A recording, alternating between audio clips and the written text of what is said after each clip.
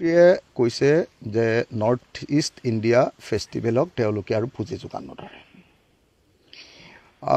আৰু তেওঁলোকক অসমত কোনো ফাংচন কৰিবলৈ কোনো প্ৰগ্ৰেম কৰিবলৈ অনুমতি নিদিয়ে। মই ভাবোঁ যে জুবিন গাৰ্গ মৃত্যু হোৱাৰ পাছত জুবিন গাৰ্গক পৰোক্ষভাৱে মৃত্যুৰ পিনে ঠেলি দিয়াৰ পাছত নৰ্থ ইষ্ট ইণ্ডিয়া ফেষ্টিভেলে এনেও মানে আৰু কোনোপধ্যে অসমত কোনোদিন অনুষ্ঠান কৰিব নোৱাৰে, এইটো নিশ্চিন্ত থাকক। সেইকাৰণে অসমৰ মুখ্যমন্ত্ৰীৰ এই ঘোষণা এটা প্ৰশাসনৰ বাহিৰে আন একো নহয়, এনে মানুহৰ ক্ষোভটোক খংটোক কমাবৰ কাৰণে কৰা এটা গিমিক বুলি যাক কয়, এটা চমকৰ বাহিৰে আন একো নহয়। গতিকে অসমৰ মুখ্যমন্ত্ৰীয়ে কওকে বা নকওকে অসমৰ ৰাইজে, অসমৰ যুৱ সমাজে, অসমৰ সংগঠনসমূহে, অসমৰ ৰাজনৈতিক দলবিলাকেই আচলতে কোনোপধ্যে কেতিয়াও এই অনুষ্ঠানটোক আৰু অসমত কেতিয়াও কোনো ফাংচন পাতিবৰ কাৰণে, কোনো ফেষ্টিভেল পাতিবৰ কাৰণে অনুমতি নিদিয়ে। গতিকে এই অনুষ্ঠানটো ৰাইজৰ ওচৰতে বেন হৈছে, চৰকাৰে বেন কৰক নকৰক সেইটো পিছৰ কথা। কিন্তু বাৰম্বাৰ দাবী জনাই থকাৰ পাছতো এতিয়ালৈকে কিয় হিমন্ত বিশ্ব শৰ্মাই এতিয়ালৈকে শ্যামকানু মহন্ত আৰু সিদ্ধাৰ্থ শৰ্মাক এতিয়ালৈকে গ্ৰেপ্তাৰ কৰা নাই কিয়? পৃথিৱীৰ য'তেই লুকাই নাথাকক লাগিলে শ্যামকানু মহন্ত আৰু সিদ্ধাৰ্থ শৰ্মাক গ্ৰেপ্তাৰ কৰিব লাগে। চাই আছিলে সেই সাগৰলৈ যোৱা, সেই সাগৰ নহয় আচলতে সেই জলৰাশি, মানে আচলতে ছিংগাপুৰ আৰু ইণ্ডোনেছিয়াক বিভক্ত কৰা যি জলৰাশি, সেই জলৰাশিক আচলতে আমি সকলোৱে বাধ্য কৰোৱা, তাত নামিবলৈ সেই ছিংগাপুৰৰ নাগৰিকসকলকো গ্ৰেপ্তাৰ কৰিবৰ কাৰণে মই দাবী জনাইছোঁ। দ্বিতীয় দাবীটো হ'ল যে অসমৰ মুখ্যমন্ত্ৰীক বাৰম্বাৰ কৈ থকাৰ পাছতো এতিয়ালৈকে CBI এনকুৱাৰী দিয়া নাই। আপুনি নিজে কওকচোন যে ফ্ৰী ডাইভিং কৰিছিলে জুবিন গাৰ্গে, তাত ফ্ৰী ডাইভিং কৰা বুলি কয় এইটোক, যিটোত এনেকৈ জাপ মাৰি পৰিছিলে যে আৰু তাৰপিছত সাঁতুৰি যায়, এইটোক ফ্ৰী ডাইভিং কৰা বুলি কয়। এই যে ফ্ৰী ডাইভ কৰা কামটোৰ কাৰণে আপোনালোকে নিশ্চয় জানে যে স্কুবা ডাইভিং আৰু ফ্ৰী ডাইভিং এই দুটা কৰিবৰ কাৰণে যিকোনো এখন সাগৰত বা যিকোনো এটা এনেকুৱা ডাঙৰ জলৰাশিত প্ৰথমতে এখন ফৰ্ম ফিল আপ কৰিব লাগে। সেই ফৰ্মখন ফিল আপ কৰোঁতে দুটা বস্তু অন্তত জুবিন গাৰ্গৰ গাত থকা দুটা বস্তুৰ ওপৰত প্ৰশ্ন সোধে, মানে সকলোকে সোধে, মানে এইটো আছে নেকি যে আপোনাৰ এফিলেপচি আছে নেকি, মৃগী বেমাৰ আছে নেকি, 1। 2 নম্বৰ তেওঁ সোধে যে আপুনি কেতিয়াবা চিজাৰৰ মুখামুখি হৈছিলে নেকি, চিজাৰ হৈছিলে নেকি। যদি চিজাৰ হৈছিলে আৰু এপিলেপচি হৈছিলে তেতিয়াহ'লে প্ৰথমতে ডাক্তৰৰ ওচৰলৈ পঠিয়ায় আৰু ডাক্তৰে চাৰ্টিফিকেট দিলেহে তেতিয়াহে সাগৰত নামিব পাৰে। কিন্তু আশ্চৰ্যজনকভাৱে কোনোবাই মেনুপুলেট কৰি বা কোনোবাই 2 নম্বৰী কৰি জুবিন গাৰ্গক সাগৰততো নমালেই, সাগৰত নমোৱাৰ কথাটো বাদ দিয়ক আপুনি, তাৰ লগতে পৃথিৱীৰ ক'তো নোহোৱা নোপোজাকৈ, মানে কোনো পৰ্যটকে কেতিয়াও নকৰা নিচিনাকৈ আপোনাৰ কি কৰিলে, আপোনাৰ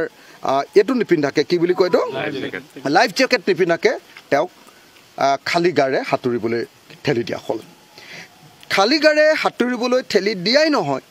তাৰপিছত যেতিয়া তেওঁ অসহায় হৈ পৰিছে তেতিয়া কোনেও তেওঁক হেল্প কৰিবলৈ যোৱা নাই। গতিকে এইটো এটা অত্যন্ত এটা ডাঙৰ ক্ৰিমিনেল কনস্পিৰেচি, এইটো এটা অত্যন্ত ডাঙৰ ক্ৰিমিনেল নেগলিজেঞ্চ, আৰু এইটো কালপেবল homicide বুলি কোৱা হয়, লিগেল ভাষাত কালপেবল homicide বুলি কোৱা হয়। কালপেবল homicideৰ এটা ঘটনা, ক্ৰিমিনেল কনস্পিৰেচিৰ এটা ঘটনা, ক্ৰিমিনেল আপোনাৰ নেগলিজেঞ্চৰ এটা ঘটনা, আৰু লগতে এইটো এজন মানুহক মৰিবৰ কাৰণে বাধ্য কৰাৰ এটা ঘটনা। গতিকে এইটো এটা বহুত ডাঙৰ এটা ক্ৰাইম, আৰু এই ক্ৰাইমৰ কাৰণে ইমিডিয়েটলি মানুহবিলাকক গ্ৰেপ্তাৰ কৰাৰ উপৰিও এই ঘটনাটো যে ছিংগাপুৰত আচলতে তেওঁ ফৰ্মখন ফিল আপ কৰিছিলে নে নাই, তাৰ অনুমতি কোনে লৈছিলে, সাগৰৰ কোনখন হোটেলত আছিলে, খাওঁতে কেনেবাকৈ বিষক্ৰিয়া হ'ল নেকি, এই আটাইবিলাক পৰীক্ষা কৰিবৰ কাৰণে অসমৰ CIDয়ে গৈ ছিংগাপুৰত এইবিলাক পৰীক্ষা নিৰীক্ষা কৰিব পাৰিব নেকি আপুনি কওক? এইবিলাক পৰীক্ষা নিৰীক্ষা যদি কৰিবলৈ হয় ভাৰতবৰ্ষৰ সৰ্বোচ্চ তদন্তকাৰী সংস্থা CBI তদন্ত দিব লাগিব। কিন্তু মুখ্যমন্ত্ৰী হিমন্ত বিশ্ব শৰ্মাই মুখেৰে কৈ আছে কিবা কিবি কথা জুবিন গাৰ্গৰ বিষয়ে পজিটিভ, কিন্তু এতিয়ালৈকে যিসকলে জুবিন গাৰ্গক মৃত্যুৰ কাৰণে ঠেলি দিলে তেওঁলোকৰ ওপৰত এটা CBI তদন্ত ঘোষণা কৰাৰ ক্ষেত্ৰত তেওঁ এতিয়ালৈকে অপাৰগতা প্ৰকাশ কৰি আছে এই অপাৰগতাৰ কাৰণটো কি কিয় হিমন্ত বিশ্ব শৰ্মাই জুবিন গাৰ্গৰ মৃত্যুৰ ওপৰত CBI তদন্ত দিব খোজা নাই There is something rotten in the state of Denmark নেকি কিবা এটা ঘটনা চৰকাৰৰ লগতো জড়িত হৈ আছে নেকি যি কাৰণত জুবিন গাৰ্গৰ মৃত্যুৰ ঘটনা CBI তদন্ত ঘোষণা কৰিবলৈ বাৰম্বাৰ কৈ থকাৰ পাছতো এতিয়ালৈকে CBI তদন্ত ঘোষণা কৰা নাই কিয় সেইকাৰণে এই মুহূৰ্তত ৰাইজৰ দলৰ সভাপতি হিচাপে শিৱসাগৰৰ বিধায়ক হিচাপে আৰু অসমৰ মানুহৰ কাৰণে সদায় কাম কৰি থকা এজন সংগ্ৰামী যুঁজাৰু হিচাপে মই অসম চৰকাৰক দুটাই দাবী কৰিছোঁ এক নম্বৰ দাবীটো হ'ল যে জুবিন গাৰ্গৰ মৃত্যুৰ কাৰণে জগৰীয়া অভিযুক্ত শ্যামকানু মহন্ত আৰু সিদ্ধাৰ্থ শৰ্মাক অনতি বিলম্বে গ্ৰেফতাৰ কৰাৰ ব্যৱস্থা কৰিব লাগে পৃথিৱীৰ য'তেই নাথাকক লাগিলে নিগনিৰ গাঁতত সোমাই থাকিলেও তেওঁলোকক ধৰি আনি তেওঁলোকক তদন্তকাৰী সংস্থাৰ হাতত চমজাই দিয়াৰ ব্যৱস্থা কৰিব লাগে নম্বৰ 1 নম্বৰ 2 তদন্ত অসম চৰকাৰৰ CID কৰিব নালাগে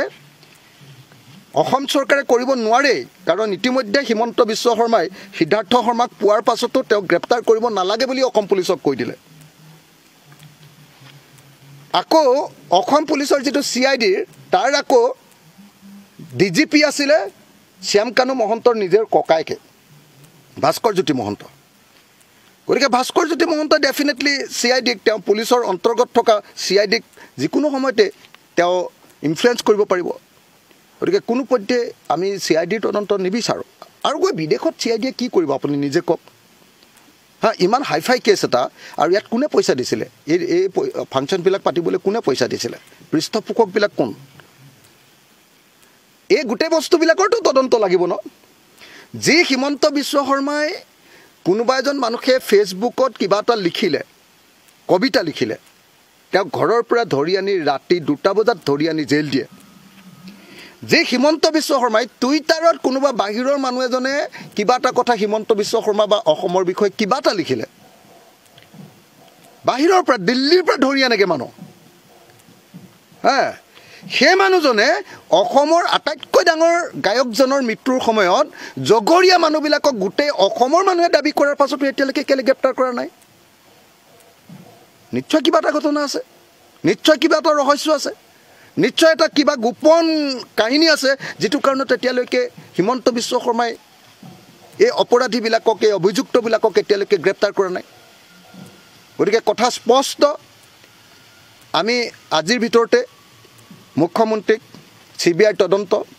আৰু অভিযুক্তসকলক গ্ৰেপ্তাৰ কৰিবৰ কাৰণে দাবী জনাই স্মাৰকপত্ৰ প্ৰদান কৰিম আজি কাইলৈ আমি অসমৰ ৰাজ্যপালক সাক্ষাৎ কৰাৰ কথা চিন্তা কৰিছোঁ কাইলৈ ৰাজ্যপালক লগ পাবৰ কাৰণে অনুমতি বিচাৰি ইতিমধ্যে পত্ৰ প্ৰেৰণ কৰা হৈছে